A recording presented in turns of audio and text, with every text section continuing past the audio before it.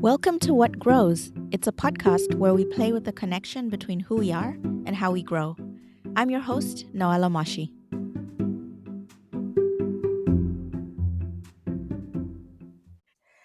All right, so the reason I'm excited to have this conversation with you is because the way you see the world, finding patterns and insights that others might miss, and making them entertaining makes me really enjoy our conversations. And we've had many conversations together. You're a storyteller. Your book, Stillborn, is a great example of how you weave different threads together: history, identity, relationships, even music, into something that's layered and something that's kind of even more than the sum of its parts, that leaves you thinking about your own life and about your country in the context of Stillborn. And your talents don't stop at writing. You're also a marketing strategist, which is really an interesting and creative profession that I'm curious about. A CEO, a co-founder, and you have a career that spanned continents and that spanned disciplines. So bringing that all together, and I can't believe I forgot in my intro that you are a father to two wonderful daughters and a husband as well, and that's huge.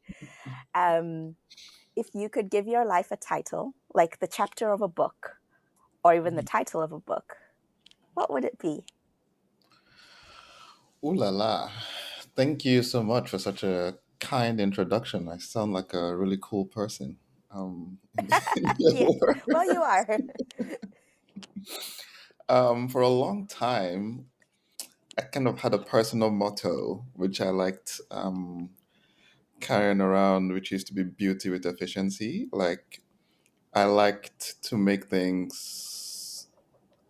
I feel like beauty is something everyone can connect with, even though, the typical beauty is in the eye of the beholder. It's different things to different people.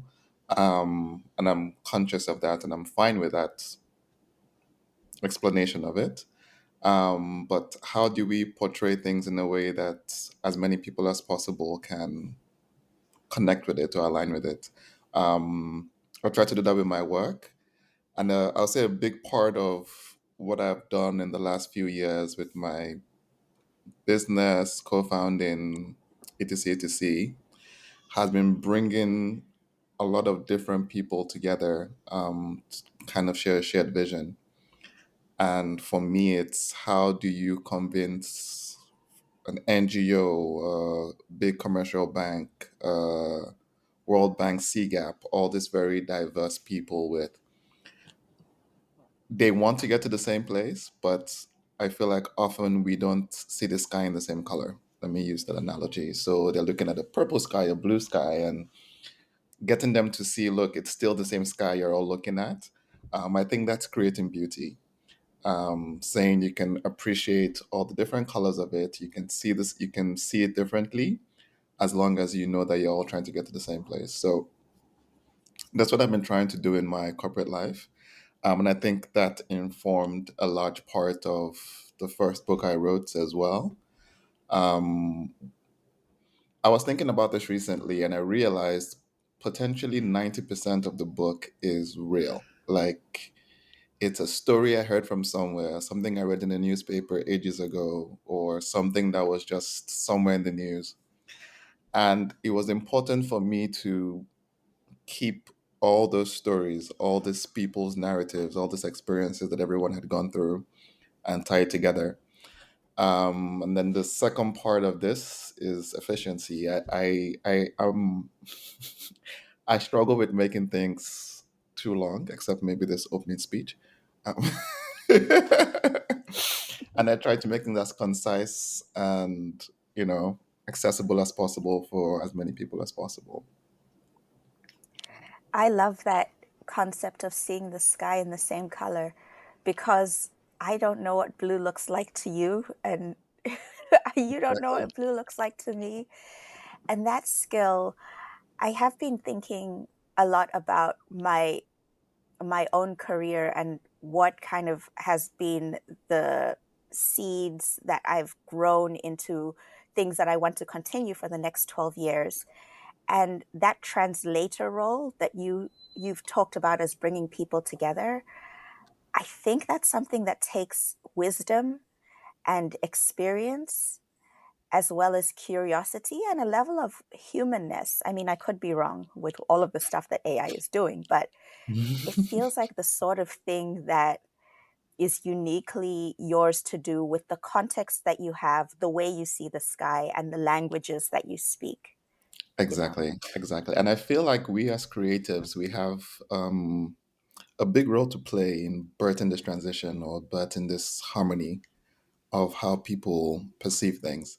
There's a, I don't know if it's a new discipline, I just heard about it recently, called implementation economics. And it's the idea that often when scientists, social scientists, build things in labs or in a research area, it seems beautiful, it seems perfect. They can even perhaps get the trial to have a 98% success rate. But then they try to scale it and it always breaks apart. And it's just now we're beginning to pay a bit more attention to this, particularly in the social sciences. So, science, for example, if you have a cure for malaria, they're going to make sure you do trials after trials after trials after trials in different settings with different types of communities to ensure it works. Even when you translate that to the real world and you tell people this is going to cure malaria, people would not take their dosage or they just wouldn't sign up for it. So it's, why does this happen? Why do you find solutions that are just really difficult to help people adopt in the real world? I mean, I love the idea of implementation economics. And I think this is where we as creatives have a huge role to play in how we tell stories, in how we convince people to see this is the right way to do stuff, or this helps your life, or it's not just about corporate greed, or it is about corporate greed, but at the same time. And I think that's one of the things I try to do. I try to be as frank as possible with people. Look, the corporates are here to make money, but you also need to increase your health outcomes or increase your livelihood or increase your chances of increasing your productivity for yourself. And being able to tell that in a, like you said, humane way that makes people connect with it and realize this is what works for me. I think it's important, and we need more creatives in this space. There's just so many ways I could go with this because it's making all of these ideas come up in my mind. I, the biggest the thing that's coming up first is my belief that true change, lasting change, comes from within. And so how do you help people recognize what it is that they want? And if they don't want the same thing that the corporate wants, or even the nonprofit that's trying to do good work wants, it's not Hmm. going to work. Incentives are then misaligned. And my experience in the nonprofit space sometimes can has been frustrating because you will find a very well-intentioned nonprofit, for example, going to the Tanzanian Ministry of Education and saying, I am going to completely overhaul the way you do stuff because I have this great tech solution and it's fantastic. And what the the CEOs of these nonprofits or the EDs of these nonprofits are not acknowledging is the message they're saying is everything you've been doing so far has been useless. I Exactly. think I'm smarter than you. I want to put you out of a job and I'm not trying to collaborate. I'm trying to take over. And then when I'm done, I'll leave and you won't have the skills or the alignment to continue this without me. And so who would say yes to that? Exactly. And we say no in different ways. Sometimes we say no outright, but way more frequently we just don't do it or we don't do it fast. Yeah. Yeah. I think that was perfectly encapsulated, and it's the real issue, right? Most of the time we bring solutions as the silver bullets that we've imagined, and it's everything you said, as well as you're also you're also acting like things exist in a bubble, which is never the case. They do have a system in place. It's not a system you might understand. It's not a system you might agree with, but something has been happening before, and to them it has been sufficiently functional that they've been willing to continue along that path up until then. So how do we have the conversations that say, we're not here to replace you, we're here to complement you? And given the example that you just used, we were working with an NGO that had been working with the field team, and it was the same. We came with tech saying, "Oh, we can make the retailers." It was a field team working with retailers. The retailers more efficient if they adopt the tech. They can order things faster. Blah blah blah blah blah. But all the field team kept hearing was, "We can replace you," and it didn't matter how we tried to spin it. They just kept hearing, "We want to replace you with tech." And so we had to step back and say, you know what, let's not even touch the retailers. How do we introduce tech to the field team and say, we recognize the work we've been doing, we understand the value of the human touch, which has gotten this system to where it is today, and how do we focus the tech on you? And then you can cascade it down based on your knowledge of the field. And that was a big game changer for us when we finally went in that direction. Yeah, wow, that really resonates. And it's kind of this second principle that I believe, and I want to have more conversations to really test that, but defining the problem and like being very, very clear and detailed about that is, yeah, 90% of the way to getting to a solution. So coming in and saying, I haven't had a conversation with you about what it is you're struggling with, but I'm going to give you this solution, means that even if the solution is what you would have gotten to without that definition, Hmm. it's not going to be adopted in the same way. I don't know what it is about human beings that makes that the case, but I'm kind of wondering how that applies in terms of storytelling. And we both, like to write fiction. I think about my fiction sometimes as, I'm not going to say cathartic, but setting up a context for the problem that I then want people to free themselves from, starting with me. Writing is the way I free myself from that problem too. Yeah, yeah.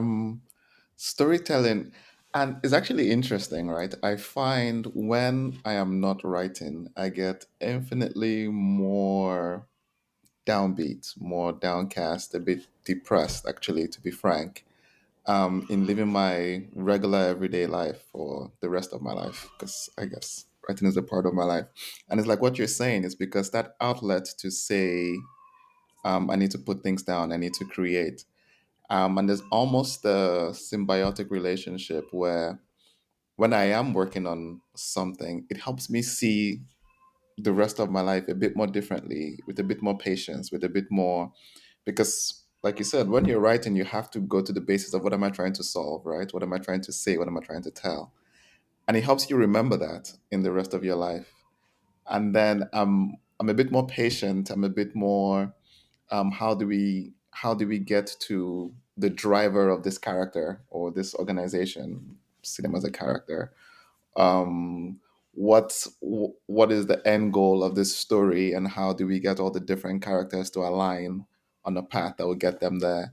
And yeah, I think writing significantly helps me in approaching the rest of my life in a more empathetic way. Yeah. Yeah. I I used to feel kind of awkward about admitting this, but it's true that most of my childhood I used reading like novels to help me to understand other people. If I had a problem, I would go to my school library and I'd try to find a book where a little girl or a teenage girl, whatever, has a similar problem with her family or with her friends, whatever. And that's how I would make sense of the world. And I think that and then I don't know when it switched to writing. I didn't have the confidence to write for most of my life. And then when the pandemic hit, and I was kind of in my apartment and just kind of thinking, is this the end? When people just didn't know what was going on. And I said, am I really going to die without having done the one thing that brings me the most joy, which is kind of putting my own ideas into the world in the form of fiction. No, no, no. I'm going to try this. Even if it fails, like I think it's worth trying.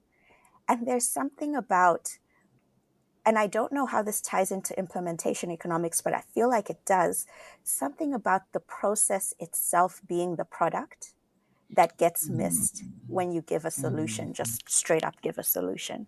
Yeah, yeah, yeah.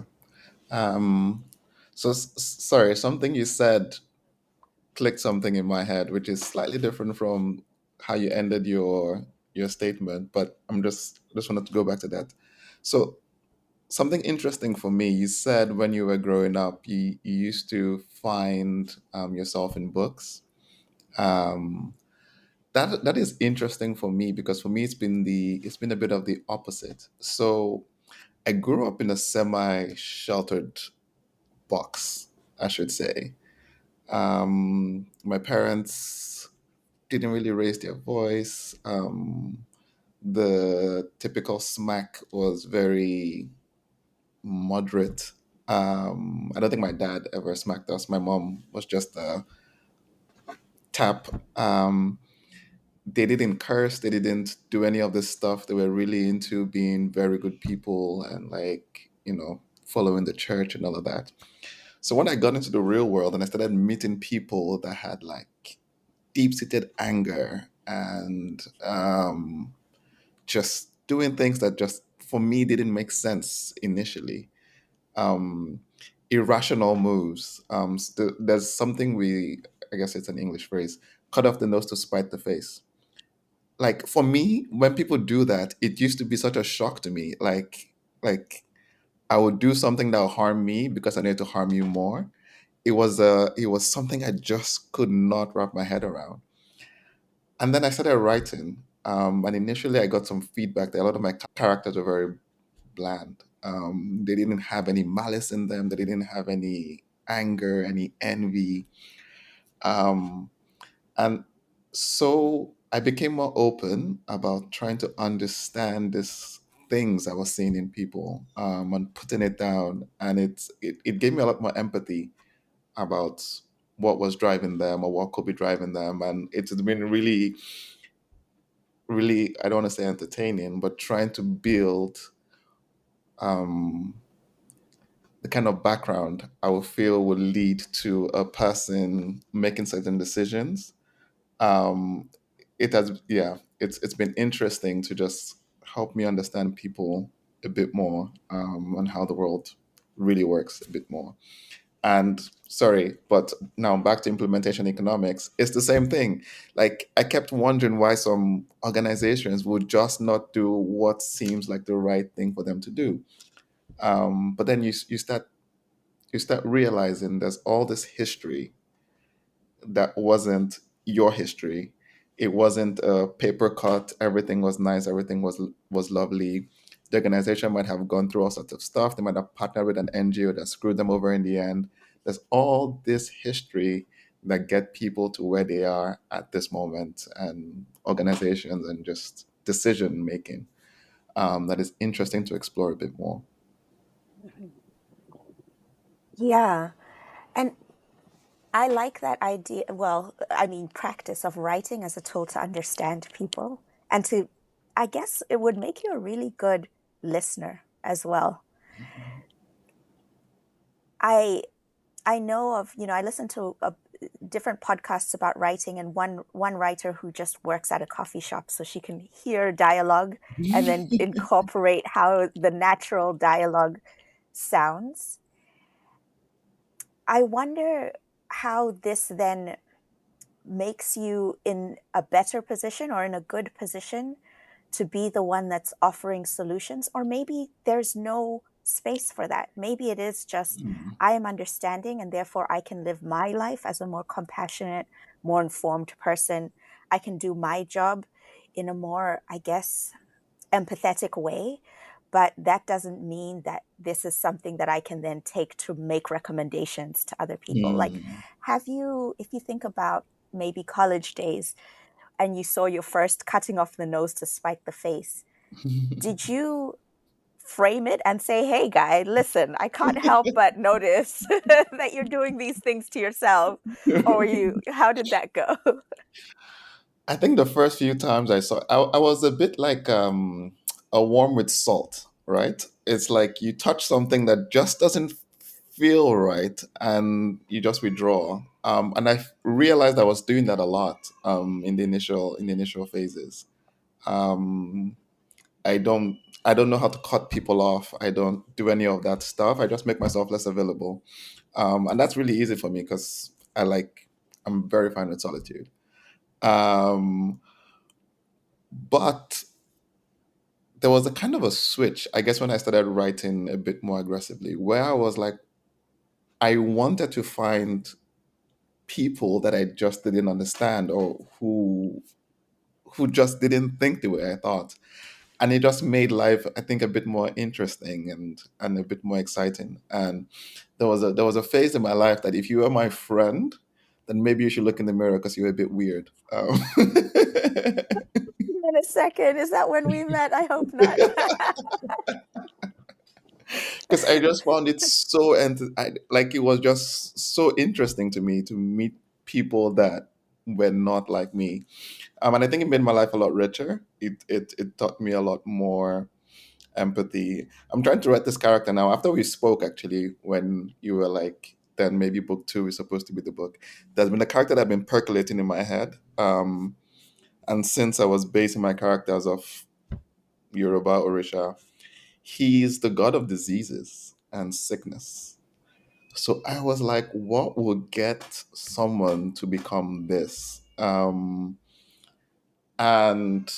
I'm just writing the most messed up childhood I've ever written in my life. And I feel bad, but it's a bit exciting. And I'm like, no, this child is going through so much, but it's just giving me so much empathy as to, because you have to make it realistic, right? So I'm like, if someone can live this life, who am I to judge any action they ever take um, when they grow up as an adult? I don't even know if I could, I could hack this. So yeah, yeah, yeah. I I I have this theory that it's a matter of perspective whether an experience is messed up or empowering or liberating. Mm, Obviously, it's not a new theory to the world, but it's just something that I'm playing with now. And some of the characters I find very fascinating as well are characters who have misinterpreted their parents' good intentions, their childhood, their mm, life experiences in such a way that they are now very like lovably messy adults. There's a mm. BBC show called Am I Being Unreasonable? That's just this woman making the most hilarious mistakes. It's not, I don't want to, I don't want to be mean about it because it's, we all do that in some shape or form. But what I'm saying is, I think it's interesting as well when you see, for example, the really angry, beautiful woman with the perfect job and the wonderful supportive parents and the kind husband who just absolutely is raging. Mm, And how has she interpreted her experiences to get her to a point where she wants to like lay waste to the world and everything in it? mm, And I guess I've had more interaction and more experience being that person where when I go back and think about my experience, oh, wait a second, I wasn't being bullied. In fact, maybe I was a little bit of a bully, but I'm only realizing that 10 years later and yeah. how things change. So I realized increasingly I do have a bit of oblivion. So I just described my perfect paper cut childhood. But if I speak to my brother, it's not the same childhood he's going to describe. And I wonder about this ability, or I don't know if it's a gift or a curse, where I only remember the positives. I genuinely do not, my brain just doesn't process things in that way, where um, negative interactions come across as that. And it's both ways, right? So it's people doing things to me that just doesn't click or resonate as a negative interaction.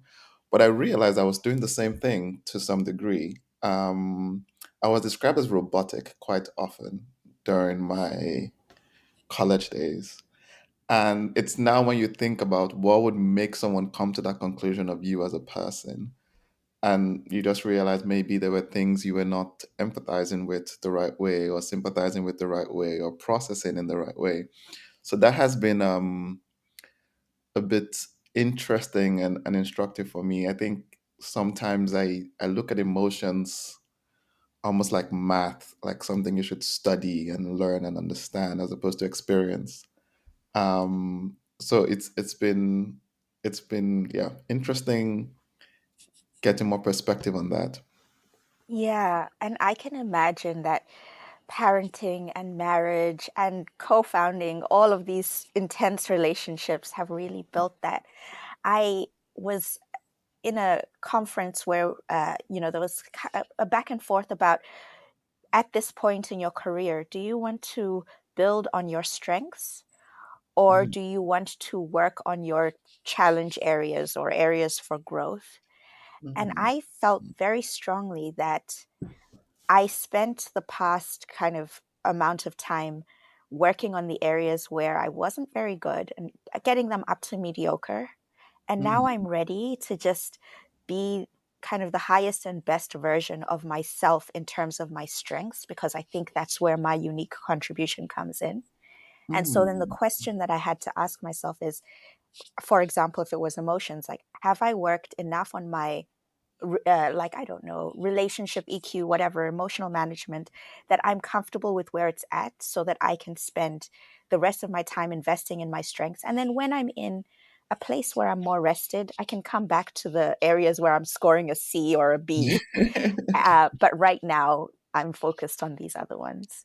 Yeah, that's very interesting, and it's also interesting you had said you're sure this intense relationships would be making me more aware of that, because I've always been these are my A minuses. How do I get them to A's, and how do I get them to A stars, and how do I? So I've always been building on my strengths, and I'm almost unconscious of my weaknesses, and it's not a good thing. And every now and then you'll be in a very strong relationship where someone will point something out to you about yourself, and you're like, huh, is that real?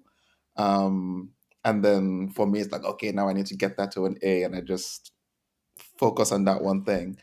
But it makes you forget you don't have one weakness, and you're never going to have one weakness. It's going to be a body of things, and it's going to be different for whoever it is you're relating to. So some things some other people will never notice. Other people, it will be like huge X's to them. And I've always found there's certain people you meet in life, there's just an ease of being around them. And I wonder if these are the people who your weaknesses are not big X signs to, or are they people where your positives are just so positive it overshadows the rest? But I've always been curious every time I meet people like that, where instantly you just gel, there's no friction in your relationship. And you're like, this person is awesome. And you talk to someone else about them, and they're like, I don't think so. So, yeah, that has always been fascinating to me. That is so interesting. And it's not something I've really thought about. Just why am I a great friend to X, but to Y, they kind of try to avoid me. And Mhm. I believe I'm the same person. First of Yes. all, maybe I'm not. Hmm. Maybe X brings out things in me that Y doesn't. And second of all, their lens is maybe quite different. So there's just such a complexity, that the interplay between who they are versus who I am, how they perceive versus how I perceive, and also, frankly, the the point in life that I'm finding myself at. There are times Mm. when I'm much less much less ventral, balanced, centered than than other times.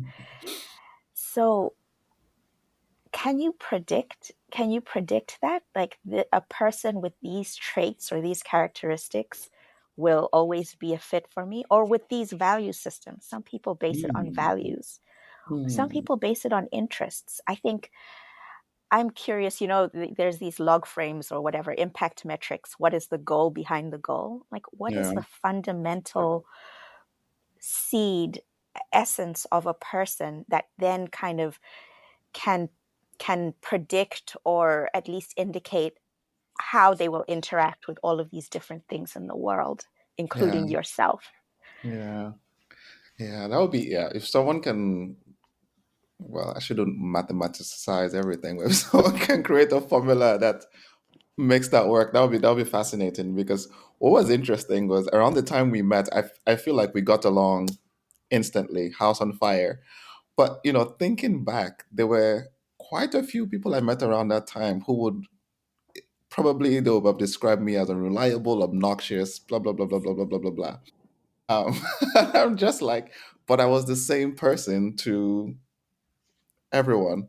But it's like what you said. Maybe I wasn't. Maybe it's just the lens in which we're all perceiving ourselves that changes how the outcome evolves. And expectations. I think if I remember kind of how our friendship bloomed, my my expectations of our friendship, I think, were the same as your areas of interest, which is I never know where my conversation is going to go with Koye. He always has something interesting to say. He sees the world very differently to the way I see the world in terms of your ability to spot patterns and kind of be curious about why people do the things they do and come up with completely different answers than I would. And so my expectation with you was always a great conversation, and I got that, you know. And so but if my expectation of our friendship was something that you weren't necessarily interested in, or one of your like A star areas, I didn't, for example, I don't know how reliable versus unreliable you are because that doesn't matter to me. It's just when we do see each other, I love it, you Yeah, know? yeah, yeah. Very true. Very true. I guess expectation would be a big multiplier in this equation because it's true. It was the same. I'm gonna see Noella. We're gonna have a great time. We're gonna have a great conversation, and that's that was the summation of it. Perhaps if we were supposed to go to church at 8 a.m. and you're showing up at 8:30 every time, then it wouldn't have gelled the way it gelled. Interesting.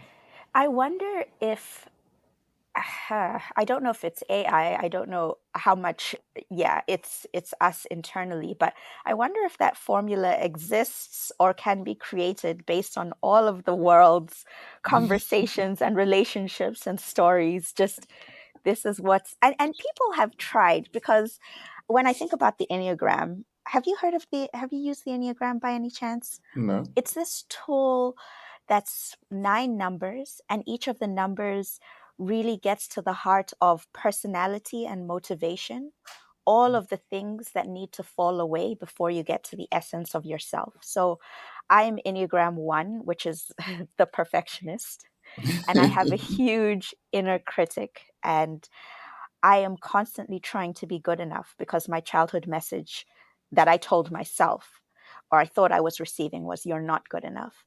And Hmm. so when I think about my behavior through the lens of the Enneagram, I can see how that motivation to be good, to be perfect sometimes, to be good enough, shapes the way I talk to people, shapes the life choices I make, shapes the way I view the world. And so when I can have that story fall away, then I can meet people much more easily and effortlessly where they're at. Hmm. And so I love the Enneagram framework as a way to understand how we're going to interact and like what's driving me that I need to be aware of, and making that choice. Do I want to keep letting this drive me, or do I want to allow this to fall away?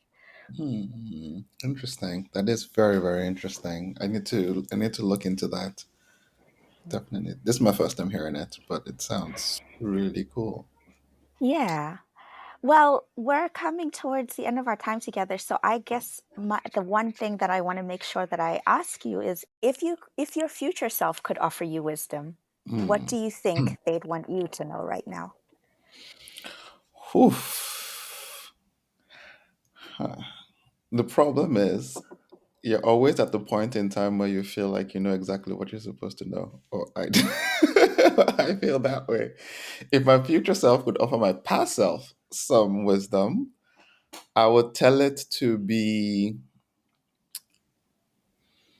the things I wonder about because I was very determined to take the road less traveled or to just do things in a very certain specific way.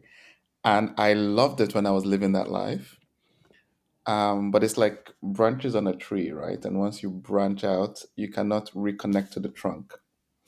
I didn't realize that when I was younger.